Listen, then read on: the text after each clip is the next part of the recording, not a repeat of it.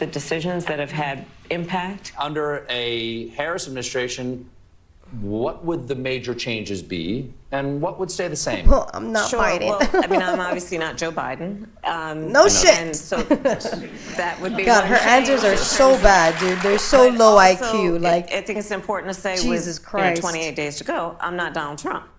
So, you're not Joe Biden, you're not Donald Trump, but nothing comes to mind that you would do differently? Let me be very clear. My presidency will not be a continuation of Joe Biden's presidency. And like every new president that comes in, I think she said, let's be very clear, like 4 times my life already. Experiences, my professional experiences, and fresh and new ideas. I represent a new generation of leadership. I, for example, am someone who has not spent the majority of my career in Washington, D.C. You're right. You've spent ideas, only your career getting paid by taxpayers. Supporting me, who were just on stage with me minutes ago, and the business sector, and others who can contribute to the decisions that I make. You mean about, like Mark for Cuban? example, my plan for increasing the supply of housing in America and bringing down the cost of housing.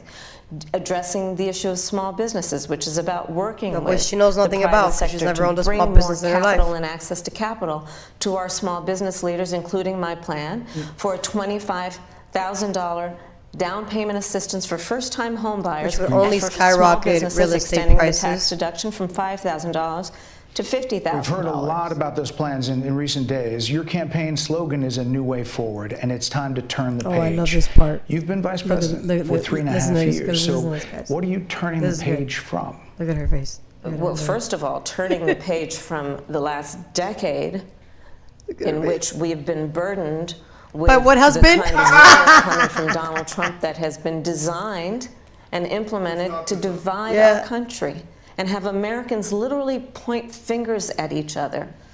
Rhetoric and an approach to leadership that suggests that the strength of a leader is based on who you beat down instead of what we all know. The strength of leadership is based on who you lift up. The strength of an American president, which is one who understands that the vast majority of us have more in common than what separates us. Madam Vice President, more than 70% of people that is tell about turning the page on rhetoric that people are frankly exhausted of, Brett. More than 70% of people tell we're exhausted the country of is you. on the wrong track. They say the country is on the wrong track. If it's on the wrong track, that track follows 3.5 years of you being vice president and President Biden being president. That is what they're saying, 79% of them. That's Why right. are they saying that? If you're turning the page, you've been in office for 3.5 years. And Donald Trump has been running for office.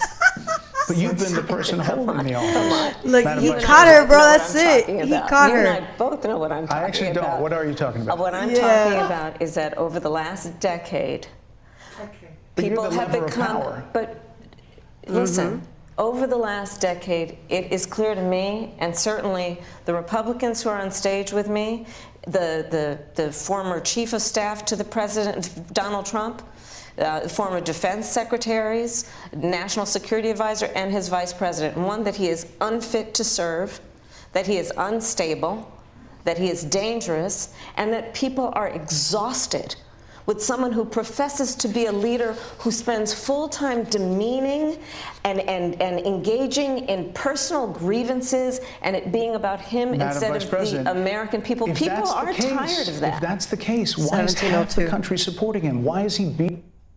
Bro, did you I know. Like 18, but I was getting good. Yeah, I know. I was so like in awe. I can watch that part every time. You see how she literally was like, and Donald Trump's been... Because you have nothing to say. You are a fraud. You are a liar. And to be frank, my opinion is you are committing treason in the chair that you're currently in right now. Because you are opening up the border for criminals to come in, terrorists to come in, human traffickers to come in, when your job is to protect Americans and you're doing the opposite. And to me, that's treasonous. And I think a lot of people can agree with that to be true. Another thing that I would like to add on to that is that she blamed Trump because she cannot explain what her path forward is. Literally, in that whole thing. She disregards the question.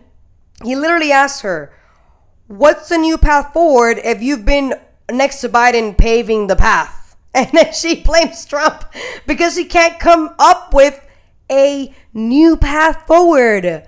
What's the page that you're turning? Oh, we're not Donald Trump. Okay, what does that mean?